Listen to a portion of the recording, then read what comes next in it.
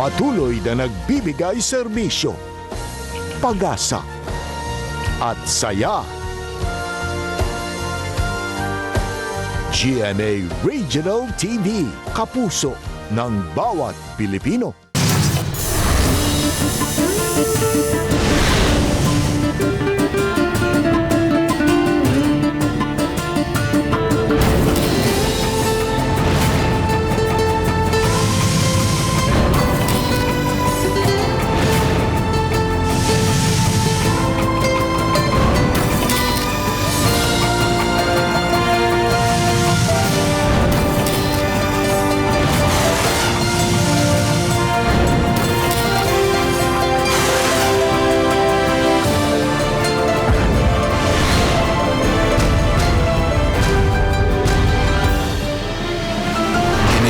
GMA Regional TV, Balitang Bisdak.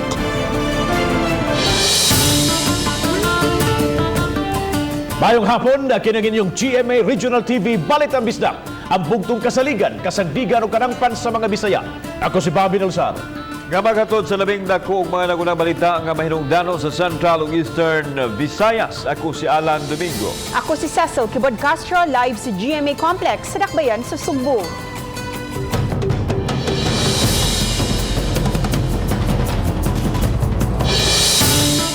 Padayon ang pagsaka sa mga kaso sa nataptan sa COVID-19 sa tibuok kalibutan. Apan padayon usab nga nagkadaghan ang mga naayo sa maong balatian.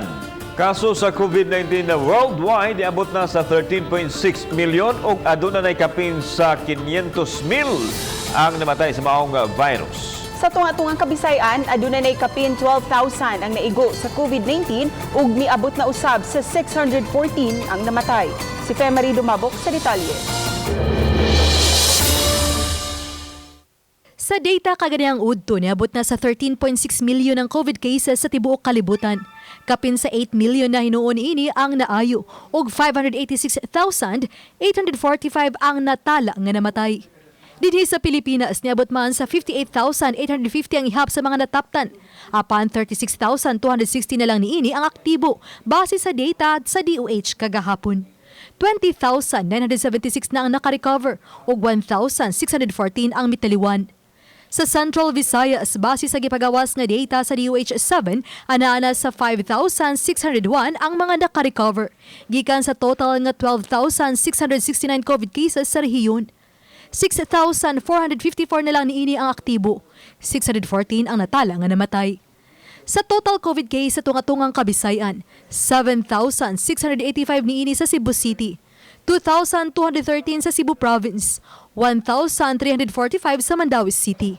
Anausab sa 1,303 ang COVID case sa Lapu-Lapu City, 68 sa Lalawigan sa Negros Oriental, 55 sa Bohol ug pabiling COVID-free ang Siquijor. Samtang sa Eastern Visayas, nadugagan sila kagahapon og 3 ka kaso. Hinungdan kaduna na sila 656 ka mga nagpositibo. Hinuon 610 niini ang nangaayo na. Pabiling 3 ang natalang patay sa maong rehiyon. Ako si Femari Dumabok, Balitang Bisdak. Sa labing wahing kalambuan o record sa Department of Health karong adlaw, misumada na og 61,266 ang COVID-19 cases sa Pilipinas. Ang active positive cases sa nini misaka na ngadto sa 38,183. Ang Cebu adunay 198 nga nadugang. Dakbayan Sugbo ang nagbinugto nga dapit sa nasod nga nabutang karon sa Modified Enhanced Community Quarantine. Human gipaubos sa Interagency Task Force kagabi gikan sa ECQ. Mayor sa Dakbayan Sugbo, dili na po moapilar sa desisyon apan ang hinaot nga muluag ang quarantine status sa umaabot nga mga adlaw. Ano yung report? Niubos man ang quarantine status sa Cebu City apan gamay ra sad kayo gikan sa ECQ ngadto sa Modified Enhanced Community Quarantine. Gipahibaw kini human sa briefing ni Presidente Duterte ug mga sakop sa IATF kagabi. Napakyas ang tinguha unta ni Mayor Edgardo Lebella nga ma-GCQ na ang syudad. Apan gitamod sa mayor ang hukom sa IATF ug dili na moapilar sa desisyon ini. Inay, maningkamot na lang nga mulambo pa ang recovery rate sa syudad. Ubos sa MECQ, limitado ang kalihukan sa mga tao, limitado ang transportasyon, alang sa matrabahante sa mga essential company. 50% ablihan ang ekonomiya alang sa mga gitugot nga kumpanya sama sa manufacturing. Suspendido gihapon ang klase. Samtang nagpabiling GCQ ang Mandawi City, Lapu-Lapu City, Minglanilla, Talisay City ug Consolacion. MGCQ usab ang probinsya sa Sugbo, Bohol ug Negros Oriental. Samtang ang mga tao bisan kadtong adunay kayas kinabuhi nakabatyag na gyud sa kapait sa panginabuhi. Si Val San Diego, inilang personalidad sa natad sa kaningawan, kultura ug turismo sa syudad. Mitug-an nga nahunong na gyud ang ilang panginabuhian tungod sa pandemya.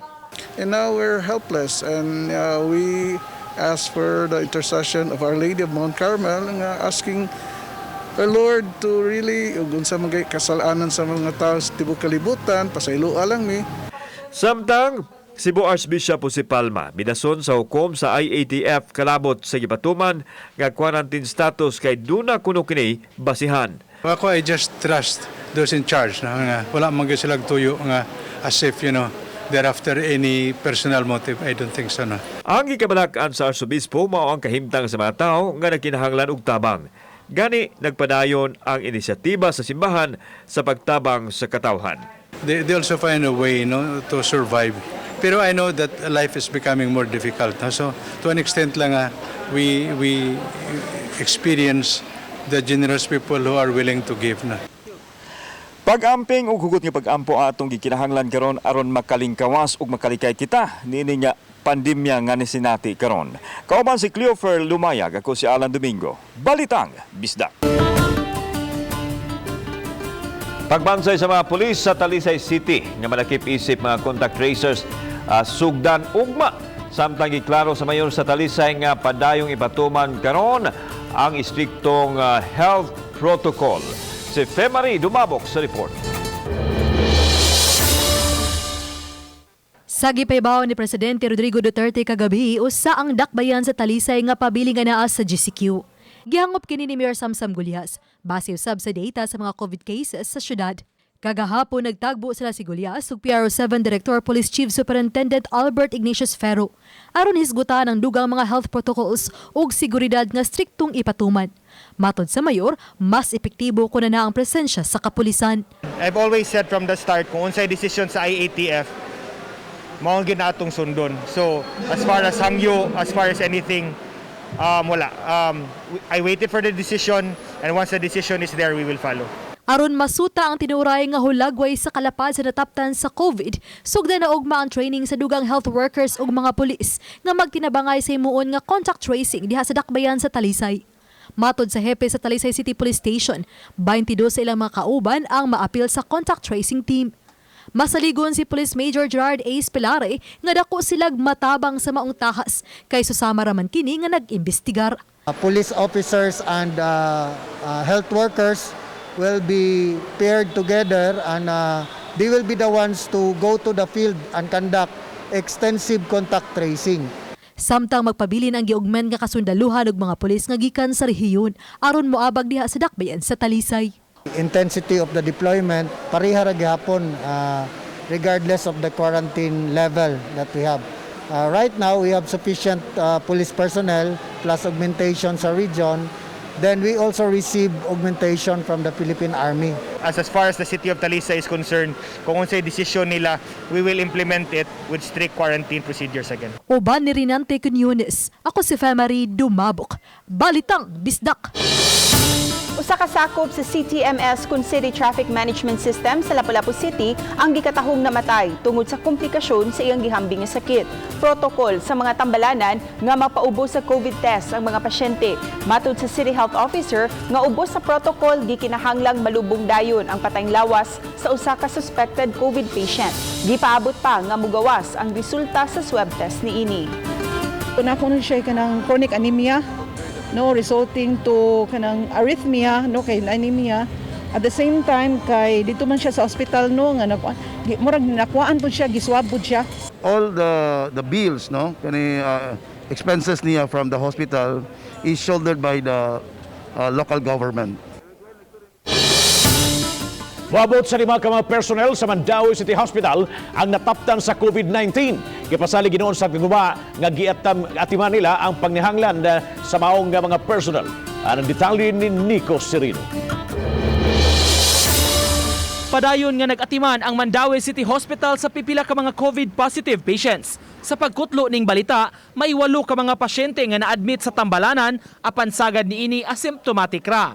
Matud sa OIC Chief of Hospital, kung grabe ang sintomas, ipabalhin nila sa dakong Tambalanan ang pasyente. Kinahanglan yun nga i-refer sa tertiary like kanang kinahanglan na yun o kanang mga migrant kay maglisod o ginhawa, ato na silang i-refer sa Vicente Soto or sa hospital of choice nila. Samtang moabot sab sa 5 ka mga personnel sa ospital ang nataptan sa COVID-19. Naglangkob kini sa 4 ka mga nurses ug 1 ka lab technician. Sa staffing, i-adjust lang namo ang ilang schedule. So, ang katong mga na-admit is kuwan na to sila. Kanato na to o kanang 14 days quarantine. Samtang napahimutang na sa likod nga bahin sa City Hospital ang refrigerated container van nga gipalit sa Mandaue City. Gamiton kini isip temporary mortuary sa ospital sa mga mutaliwan gumikan sa COVID-19. Dinhi temporaryong ibutang ang mga namatay samtang nagpaabot sa schedule sa ilang lubong o cremation. Uban ni June Solon, Nico Sereno, Balitang Bisdak.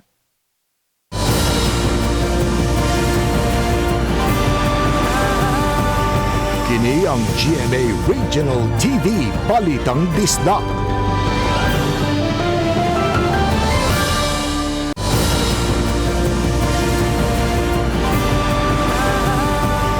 Kini ang GMA Regional TV Balitang Bisdak.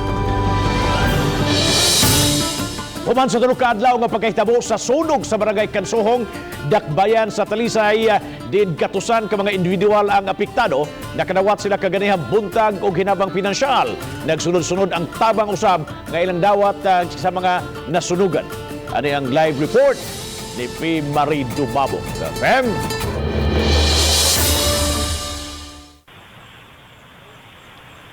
Yes, Bob, doble ang hinabang pinansyal na dawa sa mga nasunugan di sa Dakbayan sa Talisay kay gawas sa gihatag nga financial assistance gikan sa kagamhanan sa Dakbayan sa Talisay.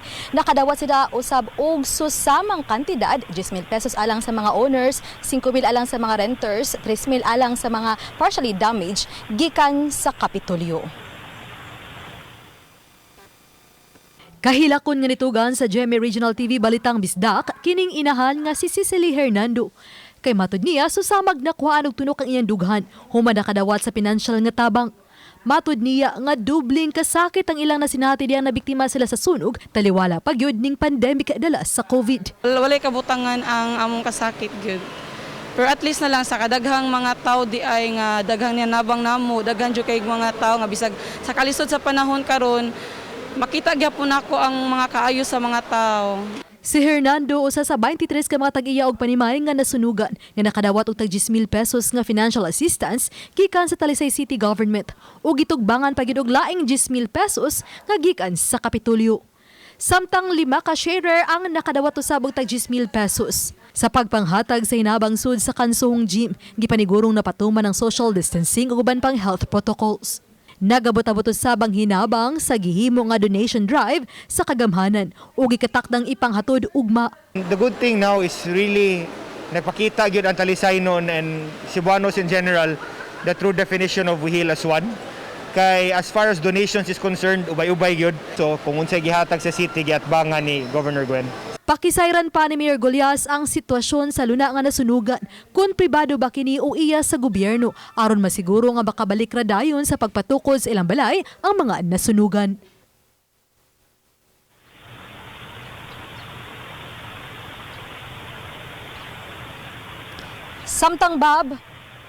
Samtang laing sabsunog nga nahitabo dito sa Dakbayan sa Talisay, nahitabo kini kagahapon. Diin duha ka pamilyahan gyud ang nawagtangan sa ilahang mga panimay. Hinuon nakahatod na usab sa ilahang inisyal nga tabang ang kagamhanan, lakip na nini ang pagkaon ug uban pang batakang panginahanglanon. Bob, thank you so much, Faye Marie Dumabok, sa imong live report. Bisan pa man kung ubos sa GCQ ang nakbayan sa Lapu-Lapu, ubay-ubay ang misalmot sa Blood Donation Drive nga gipahigayon sa Hoops Dome karong adlaw. Ang DOH7 mitataw nga dako kini og tabang sa minus nga supply sa dugo sa blood bank sa Central Visayas. Siloan Merondina sa report. Sila ang gihulagway nga mga COVID hero sa dakbayan sa Lapu-Lapu. Wa lang nila buntuga si COVID-19, apan mihatag usab sila sa ilang dugo ning panahon nga hilabihan ka menos ang supply sa dugo sa blood bank sa Central Visayas. Usa kanila ang hepe sa traffic police nga si Police Chief Inspector Juan Capasio kinsa naigo sa COVID niadtong Hunyo 26. Human sa duha ka semana nga pagpaalim og nagnegatibo na sa COVID test, way duha-duhang midunar sa iyang dugo sa panghinaot nga makatabang kini ilabi na sa mga COVID patients. Naamang good tayo mga kaigsuunan po ba nga nanginahanglan yun og dugo, labi na katong mga dugo sa mga naka-recover gikan sa COVID positive. So hopefully nga akong na-donate nga dugo makatabang po nila. Gawa sa mga COVID survivors, may mga yanong tao usab nga nagmaisugong misalmot sa blood donation drive. Usa ang tricycle driver nga si Billy Ochea, kinsa regular ng blood donor. Ng mga tao nila magdugo po. Diraga po tagpuan po para makatabang po nila. Makaluwa po tayo kinabuhi. Mga medtech sa DOH o Red Cross ang may conduct sa blood extraction. Ang gibuhat karon din himaw ang conventional o regular nga pamaagi sa pag-extract og dugo sa usa ka tawo. Ang nakuhang dugo ipaubos pa sa makuti nga screening sa dili pa kini iproseso, depende sa panginahanglan sa pasyente. We are going to do component therapy, meaning to say atong i-separate ang different portions sa blood into packed red cells, fresh frozen plasma, and platelet concentrate. Ang dakbayan sa Lapu-Lapu ang ikaduhang LGU nga misanong sa hangyo sa DOH nga mopahigayon og blood donation drive. Dako natong pasalamat no nga ni sanong gid ang atong mga kaigsuonang upungano no sa atong panawagan to donate a blood no. Gihimugatan sa DOH7 nga gawas nga nakatabang ka na sa pagsalbar sa kinabuhi sa uban, pinaagi sa gidonar nga dugo. Makaayo usab kini sa panglawas sa donor. Ang atong lawas is capable of reproducing again. So whatever atong gikuha, ma-replenish ra na siya. So gani man 450 ml kuhaon sa imong nga dugo. So out of that, mga 200 ml ang imong plasma. So karon mainom kag usa ka basong tubig or even a bottle of milk, you can already replenish that 450 ml nga imong gikuha. Uban ni Godfrey Relien, Luan Merondina, Balitang Bisdak. Sa mga deboto sa Our Lady of Mount Carmel, karon ang iyang kapistahan ug si Archbishop Jose Palma ang mihalad sa Santos nga misa. Apan tungod sa istrikto pa nga quarantine protocol, limitado lang ang makatambong. Ania ang report. Sa gawas nga bahin sa Carmelites Monastery, mingaw kaayo o sirado ang ganghan bisan pa sa adlaw sa pangilin sa Birhen sa Carmel. So kwahi sa una nga dagsaan ang iyang kapistahan sa mga dibuto. Alas 10 kanina buntag, miabot si Cebu Archbishop Jose Palma nga maoy misaulog sa Santos nga misa. Aron masiguro ang protokol, limitado lang ang nakatambong sa misa nga gilangkuban sa pipila ka mga pari. Hinoon, gipakita kini sa social media live streaming. Mingaw man apan puno sa pagtuo ug paglaom ang mensahe sa Sobispo taliwa nining pandemya. And our situation today and how we could look at Our Lady of Mount Carmel precisely as a reason why even in the midst of COVID-19 we have every reason to sing. My soul proclaims the greatness of the Lord. Mato ni Palma nga gikinahanglan ang pagpakabana, apil na ang pagsabwag sa kamatuoran. Samtang dili usab makapatandog sa pagtuo sa Dios ang nasinati karon nga pagsuway. Gipanghimugatan nini ang papel sa mahal nga Berhen nga inahan sa Dios diin ang Cebu maoy duyan sa Kristyanismo apan mausay nagrabihan karon sa kaso sa COVID-19. Today let's just pray in our search for what's true and what is good, and what would bring us fullness of life. Kauban si Cleofer Lumayag, ako si Alan Domingo. Balitang Bisdak.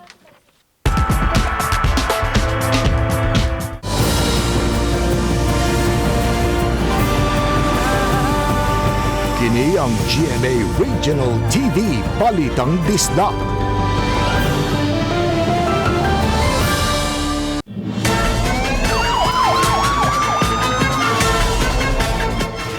Gitumbok nga high value individual sa illegal nga drugas na pusilan patay human misukol sa mga otoridad.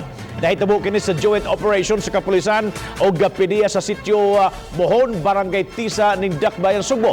Ang subject nga nila si alias Jimoy hingkod ang panuigon giingong misukol sa mga operatiba dihang nakabantay sa gipahigayon nga buy basta operation. Wala pa yung mga international commercial flights sa Mactan, Cebu International Airport hangtod karon. Ang duha ka international flights sa PAL gikan sa Nagoya ug Singapore paingon sa Sugbo ni atong Hulyo 15 pulos mga rerouted flights. Laing rerouted flight gikan sa San Francisco ang mutugpa sa Cebu ugma Hulyo 17. Gipasabot sa GMR Megawide Cebu Airport Corporation katungod sa limitadong quarantine processing sa kauluhan. Inay mutugpa ang nasoy mga flight dito sa Manila. Giraround kini sa Sugbo o Bakaha sa Clark. Hinoon kung mag-negatibo ang swab test result sa pasahero, isakay sila pabalik sa Manila aluan sa PAL. Ginasunod kini pamahayag sa tigpamaba sa PAL. Ang Mactan Cebu International Airport nagpaabot lang sa go signal sa IATF kung kanus matugutan nga makabalik ang mga commercial international flights.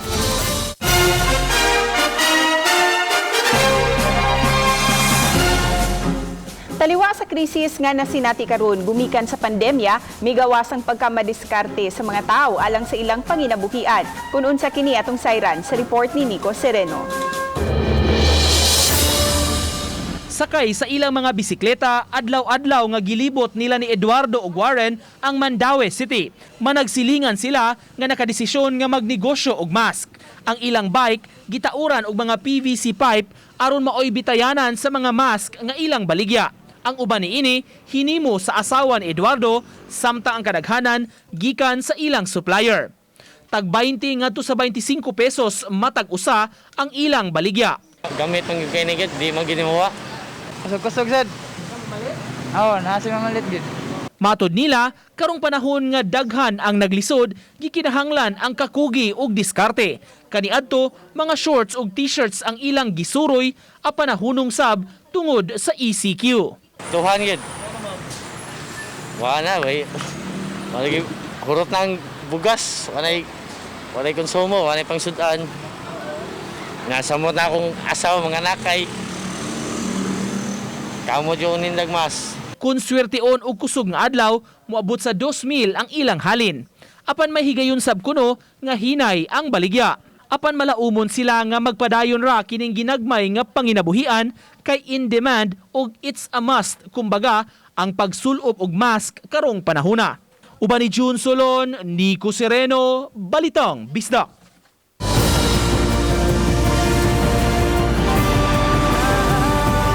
Kini ang GMA Regional TV Balitang Bisdak.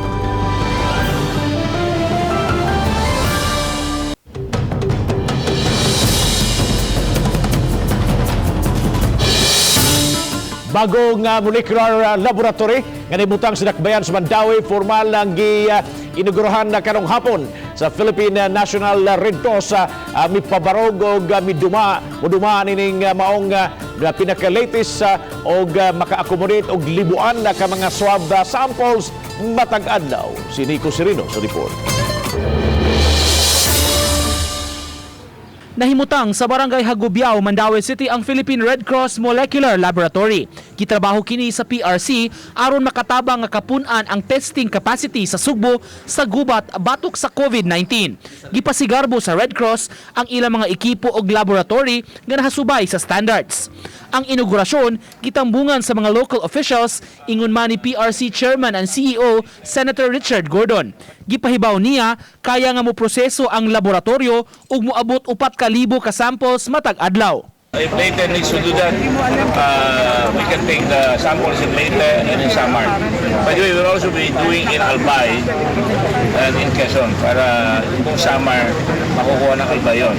Itong Leyte, makukuha natin unless lalaki yung Leyte. Kung lalaki yung Leyte, magdadagay tayo.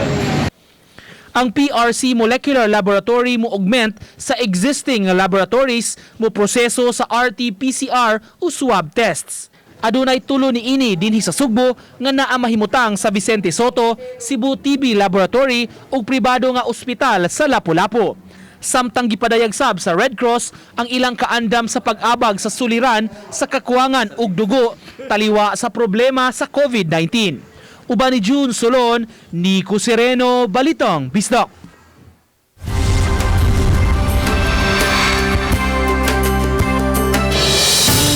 Laing kabaranggayan on wheels ang ipahigayon sa Dagupan City. Si Chelo Valiana sa report. Karong panahon sa pandemya, importante nga sakto ang mga impormasyon nga makaabot sa katawhan. Sama sa mga residente sa Barangay David, Mangaldan, Pangasinan, naanda na nilang magtanaw sa mga balita sa telebisyon, maong nasayod sila sa mga pangkitabo sa komunidad. Marami kang makikita doon, matutunan ng mga balita. Inspirasyon ko po ang Kapuso Network. Padayon ang paghatulog serbisyong tinud-anay sa GMA Regional TV, di lang sa paghatag ug mahinungdanong mga balita, kundi apil na ang pagtabang sa mga nanginahanglan. Karong panahon sa pandemya, di ikalimod nga daghan ang napaektuhan, dili lang sa panglawas kundi sa panginabuhian. Umaasa lang po ako sa asawa ko po ate, tapos sumasideline din po ako, nagtitinda po ng tinapa para lang po makatulong sa pambili po ng pagkain, gatas ng anak ko. Pinaagi sa Kapuso Barangayan on Wheels, nakadawat og food packs ang kapin sa usa ka gatos ka residente sa Barangay David, Mangaldan, Pangasinan. Malaki pong tulong po sa amin ito at saka malaking bagay na po sa amin ito kasi para po sa pangkain ng tatlong anak ko po. Malaki ang maitutulong nito sa binigay nyo kasi po lockdown. Ang Kapuso Barangayan on Wheels, kabahin sa selebrasyon sa ika-70 katuig nga anibersaryo sa GMA Network. Higpit nga gipatuman ang safety and health protocols sa venue sa Kapuso Barangayan on Wheels, sama sa disinfection, foot and hand sanitation, thermal check o social distancing, nang hatag sabog face mask sa mga residente.